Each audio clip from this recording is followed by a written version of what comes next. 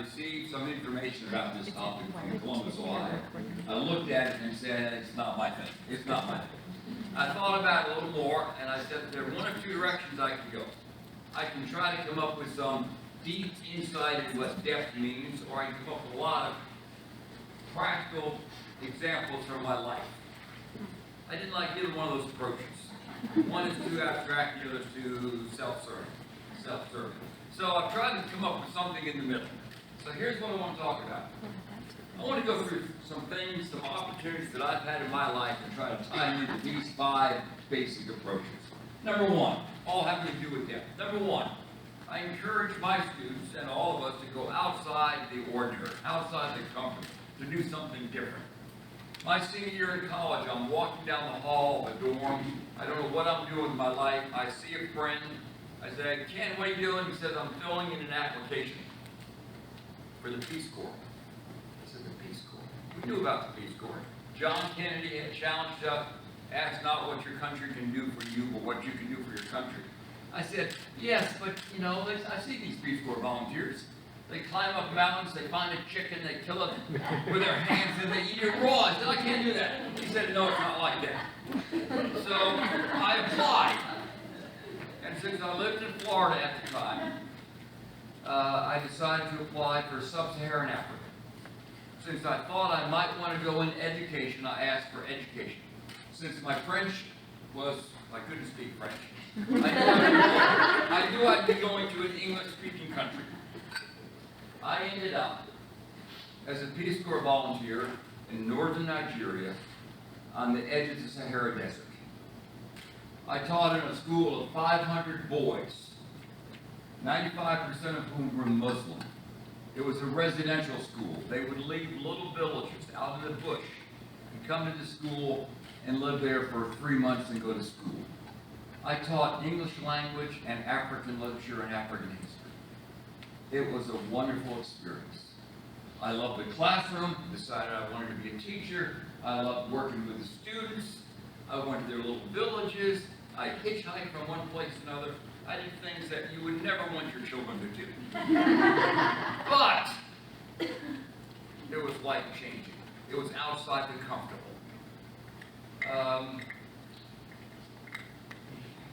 So I traveled in very remote areas, across little streams. I went to markets and sat there and drank star beer with the people. I climbed mountains, sometimes with guides, sometimes foolishly by myself. I went outside what was comfortable. That's my first point. For depth, you try something that's totally different. Number 2, I really think as we go through life, and as a part of that, we should have fun. You should do things that make you excited. I would tell you, if you go to X&A dressed like a chicken, you're going to have fun. And when you go through security, you can get all the way through security, and at the last place, they say, good morning, Mr. Chicken. I see your ID, but you need to lift up your mask a little bit. So you lift up your mask, they say, welcome, and then you enter the airport. Try it sometime. You will be smiling on the inside of your shooting costume. Or if you want to do something different, to have fun. You go to the Arkansas Supreme Court for the Christmas party, you find a justice on the Arkansas Supreme Court, this Justice Josephine Hart, and you give her a big hug and say, smile! Buddies love smiling. You need to have fun with what you're doing. Number 3, in the classroom, law school can be dull. Virginia and others know that law school can be dull. You sit there and you read these cases from the 1900s, or even worse, if you're a property professor, you teach courses from the 16th century that no one understands. You gotta have fun. My class, Elwood comes to class. And we take clips from Legally Blonde and insert them into different parts of civil procedure. So when she is struggling with civil procedure, I show the clip to my class, because they're gonna struggle with civil procedure. Or we've got Bree Vail, who joined a law firm in Memphis and became an ambulance chaser. but he didn't know that at the time. And to contrast with that, we've got Atticus Finch, a marvelous story from Alabama in the 1930s that kids in junior high school today, I think, still read, perhaps, about a lawyer standing up against his community and defending someone in a racially charged environment and how to do it properly. Number 3, you need to have goals in life. You need to have goals. As a part of that, you need goals. So Catherine and I have 3 children, and because I'm in education, we would take camping trips every summer. We'd pack our car, pack our tent, get our sleep bags, and we'd go out. And we realized as you travel like that, you need to have goals. One of our goals, now I know this sounds morbid, was to visit the grave of every president. These are our 3 children outside the grave of Lyndon Johnson in Texas. You can learn a lot about American history and about presidents by visiting their graves. If you contrast the simple grave of Calvin Coolidge on a hillside in a small Vermont town with the Greek temple of Warren G. Harding, it's a big contrast. It's a big contrast. So, number 1, we try to visit all the presidential graves. Our son Christian has been to California and seen the graves of Reagan and President Nixon. Catherine and I have not been out there yet, but we would do that every summer. We had stories connected with that. One time we went to see the grave in Cleveland, Ohio. And the sign said, we entered the cemetery to see Garfield's grave. We found the grave, and when we tried to leave, the cemetery was locked. We were locked inside the cemetery at 5 o'clock at night. So we had to find a way to find someone to come and unlock the cemetery so we could get in. So we go to presidential graves. Number 2, we had a goal of climbing the high point in every state. Now, some of those are pretty easy. Florida is pretty easy. If you go to Mount Magazine in Arkansas, it's a quarter-mile hike through the woods. Some are more challenging. We've knocked off 39 high points. We tried for 3 others and failed for one reason or another. The other 8 we will probably never try. This is Catherine and me 2 years ago, or 10 years ago, I guess, on the top of the hike. Time flies after a while. At the top of the high point in Arizona, Mount Humphrey. And we went to sporting events. So for a good number of years, I was the university's faculty athletic representative. I was the liaison between the academic side and the athletic side.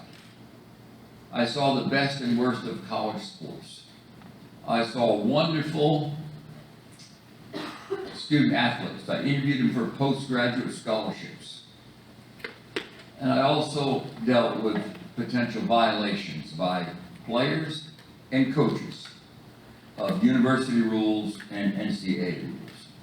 And as a result of this, one of the fringe benefits was that we, the family, and then Catherine and I would travel to various athletic events.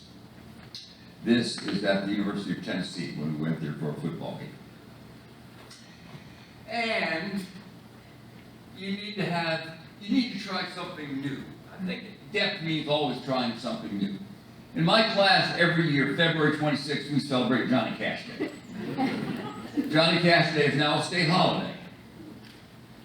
And I had put together a program called Lessons in the Law from the Life and Music of Johnny Cash. So we take some of his music and we connect it with legal issues. So if you take the song A Boy Named Sue, there is fascinating, humorous case law in Arkansas involving involving parents who go to court and fight over the names of their kids. They fight with each other. So the mother says, I want my daughter to be named Elizabeth Ann. And the father says, no, I want my daughter to be named Betty Sue. And they end up in court fighting over that. They're great cases. They're fun to teach these cases. They're not profound like jurisdiction, but they're fun. And with the help of Dee Dee Long here, who for many years ran the study abroad program at the university, the law school has a study abroad program in Russia. So until 2 years ago, almost every summer, we would take students, law students, to Russia. And this is a picture of students one year on a canal in St. Petersburg, Russia, because we found a Dostoevsky scholar who took us on a tour, walked us through the streets of St. Petersburg, where crime and punishment is set, and took us into this apartment house and said, this is where Raskolnikov committed that murder. I mean, those are great experiences. That's something new that I don't have a background in literature, but here it was enriching for me and enriching for the students. And then because I was on the court for a while, I get to do fun things. I can go in the classroom, elementary schools here in Fayetteville. This one actually happens to be in Columbus, Ohio, with our granddaughter, talking about the courts or legal issues or Goldilocks. So let me now slow down a little bit. This is my last point. And under the category, I call this nuances.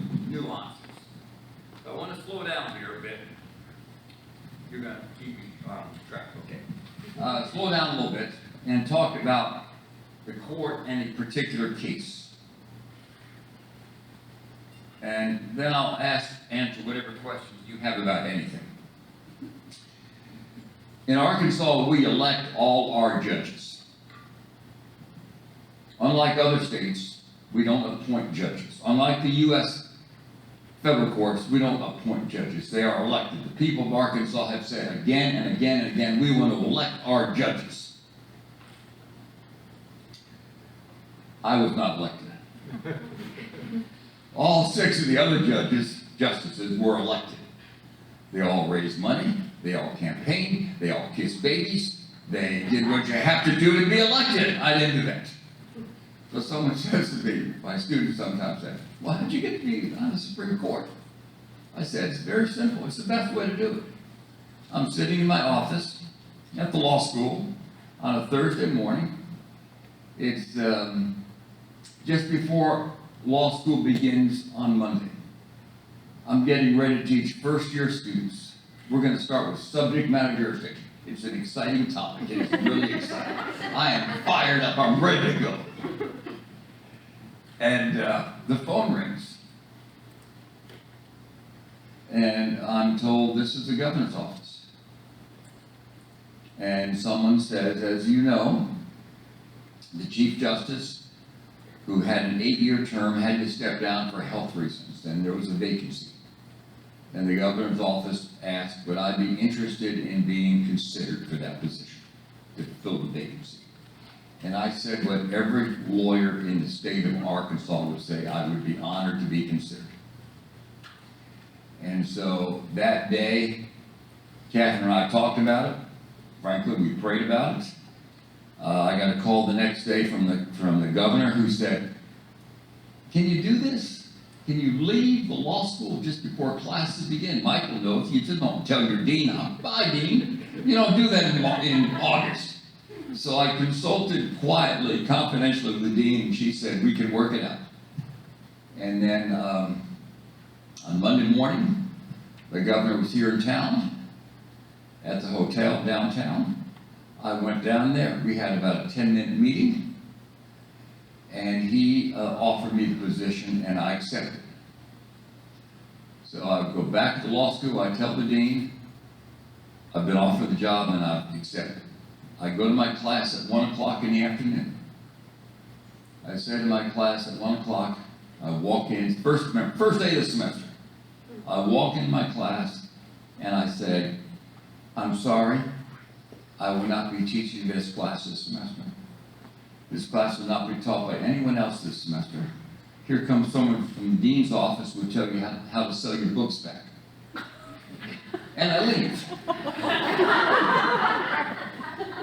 I get in the car with Catherine, and we drive to Little Rock, because the next day the governor's going to make an announcement. So as we're driving to Little Rock, our son, Christian, in Columbus, Ohio, is monitoring social media. So he tells me at 2 o'clock, he says, there's things out there in social media. Professor Brill walked out of his class. At 3 o'clock, not only did he walk out of his class, social media, not only did he leave his class at 3 o'clock, he said he would not be teaching any classes this semester. We think he's dying of cancer. At 4 o'clock, social media. There is a rumor that the governor is going to name a Chief Justice tomorrow. And here are the 3 likely candidates. My name was not on the list. I was excited. I was really excited. The governor's office said, keep this quiet. I said, I'm keeping this quiet. And so at 10 o'clock on Tuesday morning, the governor has a little press conference, and I am announced as the Chief Justice of the court. So I started with an advantage and a disadvantage. Number one, I'm going into a court that at that time, according to the newspaper, was a bit divided. There had been controversy for 6 or 7 months coming out of the court. I'm going into that situation. In addition, I'm going into a situation where all 6 of these people, they've all been judges before. They've all run for office. Some of them have been trial judges. Some of them have been prosecutors. Some of them have been legislators. Me, I've been sitting in an ivory tower for 40 years. What do I know about the law? It was a wonderful learning experience. And as I've told people, I love 90%. 10% I didn't like. But I love 90%. I've got stories and examples I can use in the classroom that I never had before. At this point, I want to tell you about one case. I'm going to go through this case slowly. Not that slowly. And it is not a case from these 16 months. Because not only does the governor name a permanent replacement for the court, if a member of the court has to recuse for a single case, the governor names a replacement for that single case. So last November, I'm in my office. So this is the outside of the Supreme Court, which is right near the Capitol grounds, and the courtroom at the Supreme Court. So last November, I get this telephone call from the governor's office. This is November 2021. There's a case coming to the Arkansas Supreme Court from the Bentonville School District. One of the 7 members of the court recused because she had a conflict of interest. The governor's office said, am I going to be a special justice, which means I sit on this particular case? Just this one case. And so I have to do 2 things in my own mind. I have to decide, do I have a conflict of interest? So I find out about the case, and I ask who the law firms are to see if I have any conflicts with either of the law firms, any of the multiple law firms on this case. And I concluded that I had no conflicts, and I had a clean mind so I could focus on the legal issues. Because I didn't want someone to say I was disqualified. So I notified the governor. The governor signed a piece of paper appointing me, and I was sworn in. Here's the case. August 2021, the Bentonville School Board passes a resolution that says you can come to the Bentonville schools, but you have to wear a mask. You have to wear a mask to come to the Bentonville schools. A lot of school districts did that. I suppose most school districts did that around the state. In Bentonville, some parents brought a lawsuit saying that this resolution infringed upon their constitutional rights to educate their children, interfered with their constitutional rights as parents, and they asked for a ruling that this resolution is unconstitutional. And a judge up in Bentonville heard that case, and a judge in Bentonville ruled that the parents' constitutional rights controlled over the school board's power. And the school board appealed. That's the issue.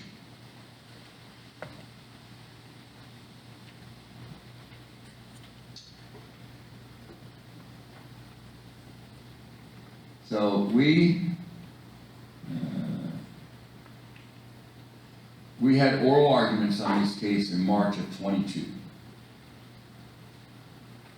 And after oral arguments, these oral arguments are all live. At this point, the Supreme Court was again meeting in person. For a year, they had been meeting by Zoom. So we had oral arguments live. You could have watched it. I had students watching it because I told them I would be down there. Both sides had very good lawyers on this case. I knew some of the lawyers. I had taught some of the lawyers.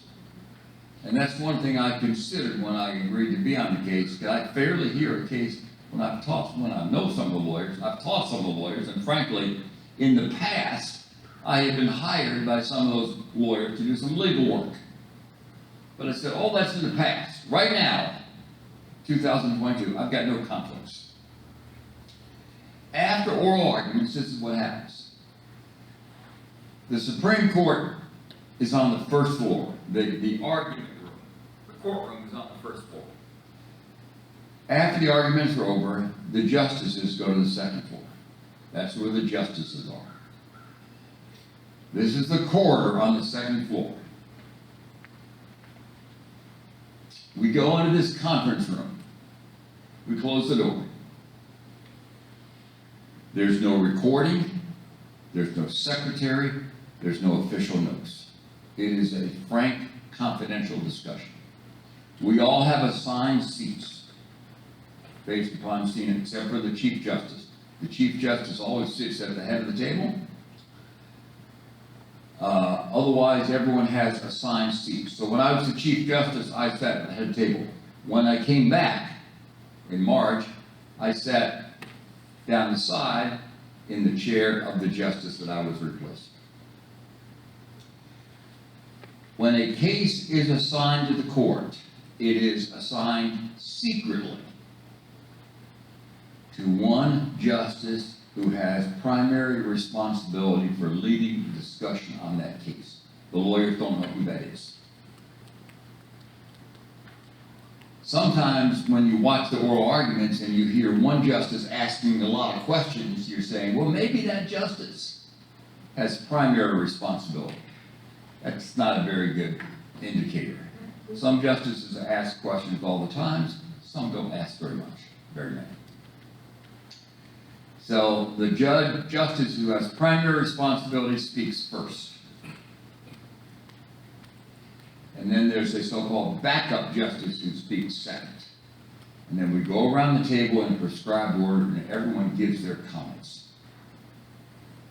And at the end of this, the Chief Justice says, well, it appears, looks like everyone's, 5 minutes, thank you. It appears that everyone's in the same position. So it looks like it's going to be a 7-0 vote. And then the justice who has primary responsibility drafts the opinion over the next week. Sometimes the Chief Justice will say, well, it appears the vote is 4-3. So let's have this person who's going to draft the majority opinion, and then we'll see, when that comes out in draft form, we'll see what the dissenters want to do. Sometimes the justice will say, I'm not sure. I'm persuaded by both arguments. So you write an opinion, then I'll figure out what I'm going to do. We had that sort of conversation. So I drove back to Fayetteville, and I knew basically what the decision was going to be. I knew. It's all confidential. No one knows. And so over the next 3 weeks, there was a majority opinion written, and it might have been revised a little bit, and I wanted to say something else, so I drafted a concurring opinion, and then the decision came down. April 14th. And the unanimous decision of the court, was that under the statutes, the school board had the authority to pass this resolution requiring masks.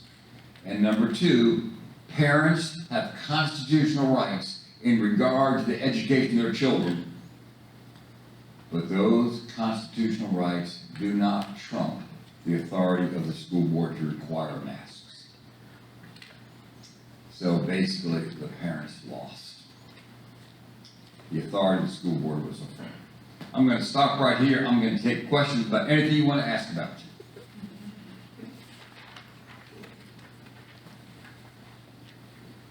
I've got a question. Go right ahead. Which was your favorite state high peak? Which was your favorite? My favorite one.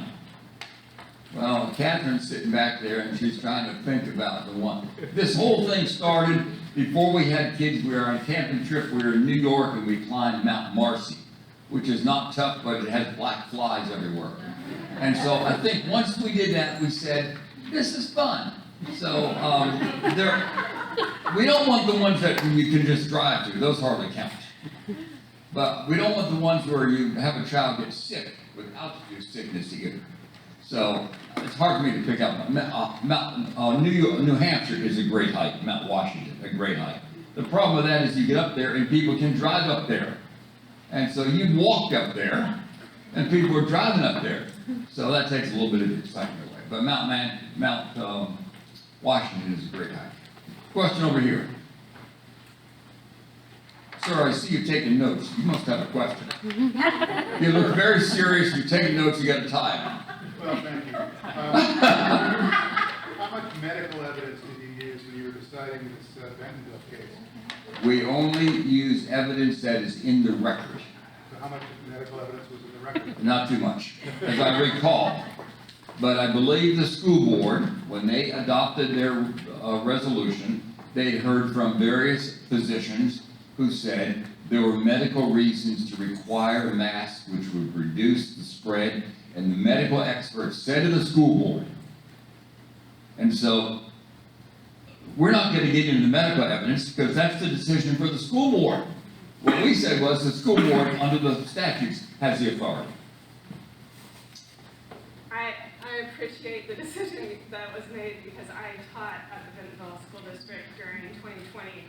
I no longer teach there. It was chaotic, but at one point there was about a fourth of teachers and students out sick with COVID pre-vaccine. Yes.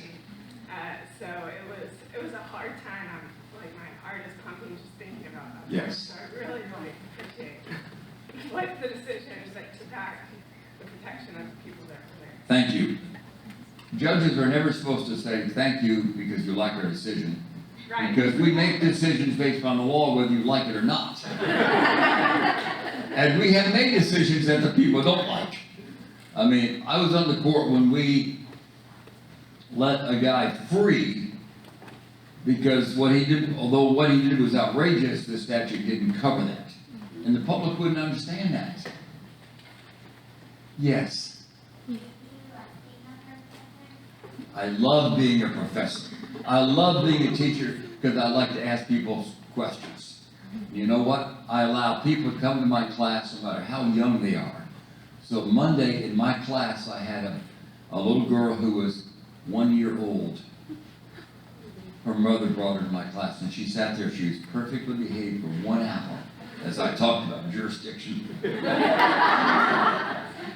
her to sleep? She was a remarkably well-behaved little girl. Yes? What is a piece of advice if we need to make a decision? I know that you have your whole career based on decision making, but if we need to make a decision without a whole panel of peers? What's your best advice for decision making? Try something new. Don't be afraid to try something new. Thank you. Don't be afraid to take advantage of opportunities. Catherine knows, and my children know, that looking back, there's some opportunities I had that I, for one reason or another, said no. In the heat of the moment, I can't do that. In retrospect, I'm saying, I wish I could have done that. For instance, my senior year in high school, in college, it's spring break. My friend comes to me and says, we're going to take a trip. You want to come with us? I said, no, I can't. I got to stay here and work, write some papers. They left. They left North Carolina. They went to Alabama, and they marched with Martin Luther King from Selma to Montgomery. I missed that. I'd heard Martin Luther King speak the year before, but looking back, saying, you know, I could have written these papers some other time. Instead, I could have walked with Martin Luther King. All right. Thank you. Thank you very much.